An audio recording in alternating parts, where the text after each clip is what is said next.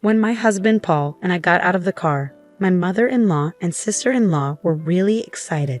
They asked Paul, "Hey Paul, what's with this car? It's amazing. I'm glad you finally decided to live like us. But it's a bold move to buy such a fancy car out of the blue." Paul laughed and said, "This isn't my car, it's Jasmine's father's car." "What?" my mother-in-law and sister-in-law said together. Then my parents got out of the car. My in-laws were shocked to see them dressed so nicely. What an expensive-looking suit, and I've seen that outfit before. It's a high-end brand. Why are Jasmine's parents wearing such expensive clothes? My name is Jasmine. I'm a 28-year-old office worker. I married my husband Paul last year. He has always been kind to me since we started dating and takes good care of me. I was so happy to marry him. We share the housework because we both work. Paul lived alone for a long time and is great at doing chores. He's even a better cook than I am, depending on what we're making. We support each other and have a very happy life. However, there are people who make our happy married life difficult. My in-laws. They assume I'm poor and say mean things to bully me. Why do they think I'm poor? I believe it started at the dinner party where our families met before our wedding. My in-laws are a family of 4. My parents-in-law, sister-in-law, and my husband. My father-in-law used to be a banker and is quite wealthy. He wears only brand-name clothes. They think wearing expensive things shows status. My husband, however, is different. He buys second-hand clothes online and makes them look as good as new. When I met my in-laws for the first time, I was surprised by their personalities and tastes, which were so different from my husband's. I even wondered if he was adopted.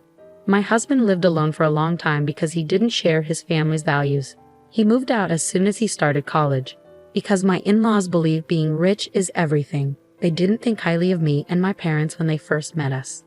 My father runs a small factory. When my in-laws and sister-in-law found out, they made fun of him. He runs a factory, and yes, he might be a president, but a factory I've never heard of must be poor. A big bank where I work would never give him a loan. Talking so rudely the first time we met made me question their character. I would have been furious if my husband hadn't apologized to me beforehand. My parents had also been warned by my husband about the situation, so they stayed calm even when my in-laws mocked us.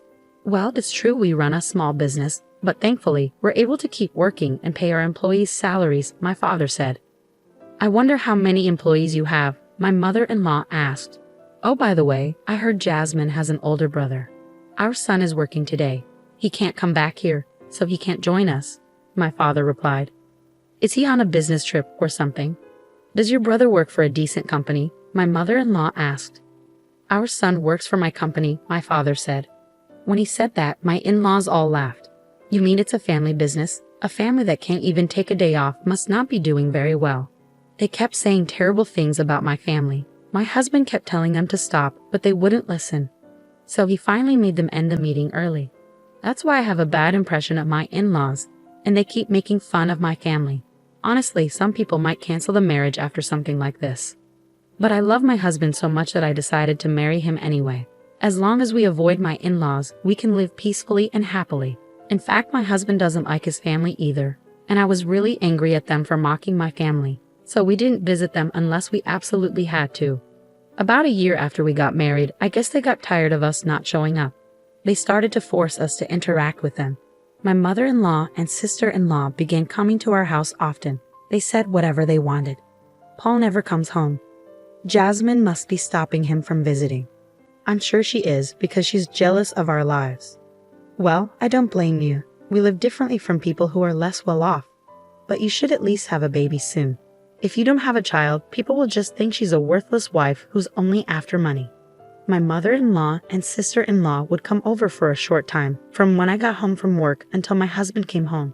I get home early because my job lets me leave on time, but my husband works overtime and usually gets home just before 9 p.m. During those 3 hours, my mother-in-law and sister-in-law would come over to pick on me.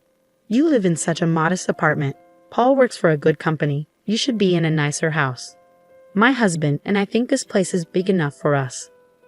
Not your husband, but you, right? Don't push your values on Paul. The fridge has a lot of plain food. Don't look in the fridge without asking. You don't have any caviar or fine wines. We don't have anything like that. Oh, this is so dull. Why did Paul marry this woman? It's rare to find someone so poor and boring. You can say that, but if you try to touch our money even a little, you'll regret it. We'll make sure you disappear from society. My mother-in-law and sister-in-law would mock me, threaten me, and ridicule me before leaving. I talked to my husband about it, and he would scold them, but they kept coming over without any remorse. They would even show up at my apartment when I came home. I felt depressed every time I had to go home. How could they not get tired of bothering me? Despite everything, my mother-in-law and sister-in-law kept trying to belittle me. I had a mental breakdown. I started spending time at a cafe until my husband finished work, and then I would go home with him. When my mother-in-law and sister-in-law saw me coming home with my husband, they said, "You're like a pest, taking away Paul's freedom like that." It was actually worse that they waited outside for 3 hours just to make things difficult for me. My husband was so disgusted that he even asked my father-in-law for help. But my father-in-law was just like my mother-in-law. He said it was rare for them to see a poor wife and warned that our marriage might be in trouble if things kept going this way. I decided to use my last resort. I know it's not something I'm comfortable with, but my in-laws had pushed me too far. A few days later, my husband and I went to visit them. They were thrilled when we told them my husband was bringing his wife home. I was shocked when my mother-in-law said, "I'm so happy to see Jasmine again. I don't know what kind of fun it is to be a wife-beater." We spent the weekend at my in-laws' house. When we arrived by car, they rushed out and excitedly asked my husband, "Hey Paul, what's with this car? It's amazing. I'm glad you finally decided to live like us. But buying such a luxury car out of the blue is quite a move." My husband laughed and told them, "This isn't my car. It's Jasmine's father's." "What?" my mother-in-law and sister-in-law said at the same time. Then my parents got out of the car. My in-laws were stunned when they saw them dressed in high-end suits. What an expensive-looking suit, and I've seen that outfit before. Why are Jasmine's parents wearing such fancy clothes? Finally, my brother got out of the car, standing tall at 6 feet and looking like a model. My in-laws' expressions changed when they saw my brother wearing the same high-end brown suit as my father. "Who is that handsome guy?" they asked. "Nice to meet you. I'm Simon, Jasmine's brother," he replied. My in-laws were stunned by how different my family looked compared to their previous impressions. Seeing their reaction, my husband said, "What are you doing?" He urged them to quickly show my family around the house. My mother-in-law and sister-in-law quickly invited my family inside, leading them to the living room and saying, "We'll have tea ready for you right away." Their attitude was completely different from before. They were very curious and began asking my parents questions. "How are you able to afford such luxury items?" "It's ridiculous," my in-laws questioned, their attitudes changing drastically just because of appearances. Then my father spoke up. "My factory is small, but we make unique parts that no one else can. We get orders from big Japanese and foreign companies." My in-laws' faces went pale when they heard this. Suddenly, my mother-in-law and sister-in-law started being very nice to me. My father-in-law stayed silent, not saying a word. However, my sister-in-law was very interested in my brother and talked to him a lot. "What kind of work do you do at your father's company?" she asked. "I've always been good at English. I handle business meetings with overseas companies, so I spend half of the year traveling abroad," Simon explained. "That's impressive. Are you single, Simon?" "No, I'm married," Simon said. "That's too bad. But I think I'd be a better match for you than your wife.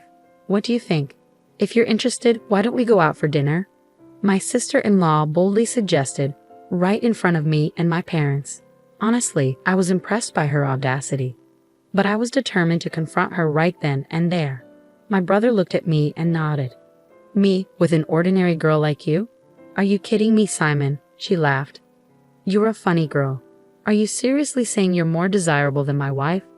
My wife was a former model, highly educated, and the daughter of the president of a well-known company. No matter how you look at it, you're not in her league. It's amusing how some people with a little bit of money overestimate their worth. "I haven't said anything bad about you, so you should understand your place and stick to it." Simon's words struck a chord, leaving my sister-in-law stunned and speechless. She was so shocked she could barely react. Finally, my father turned to my in-laws. "I don't care how wealthy the other family is. Money is important, but you can't measure a person's worth by money alone. Let's focus on being decent people and not obsess over wealth." "I'm sorry if we were a bit harsh today," he said, bowing in apology. My in-laws were completely shocked and quickly bowed to my father. Since then, they haven't tried to bully me again. In fact, they regularly contact me to flatter me, which I find a bit annoying. By the way, neither my parents nor my brother are the type to wear expensive brands or flaunt their wealth. They only went along with my plan this time. My father prefers to wear an old, inexpensive suit and isn't interested in luxury items. My brother is very kind and doesn't make fun of people, which is why his wife's father respects him so much. He even asked my brother to take over the company because he believes he's a better heir than his own eldest son. I'm sorry for putting my family through something they weren't used to. Everyone was extremely tired on the way home. But now I've been able to return to a peaceful married life with my husband. I haven't visited my in-laws since then, but my husband goes to see them at least during Thanksgiving and Christmas. After that event, my in-laws have changed their behavior. They no longer brag about their wealth like they used to. My husband even says he feels more comfortable with them now. I'm not sure if they'll revert to their old ways, but for now, I'm relieved that the issue has been resolved. I'll continue to take care of my husband and family and live with modesty. My in-laws thought they were superior, but in reality, other family members make much more money than they do. They should be embarrassed about how they acted. I feel small if I kept trying to put down people who are less fortunate. I don't think people with that attitude would do such things. I'm glad you were able to stand up to your in-laws. I hope you continue to enjoy a happy life with your family.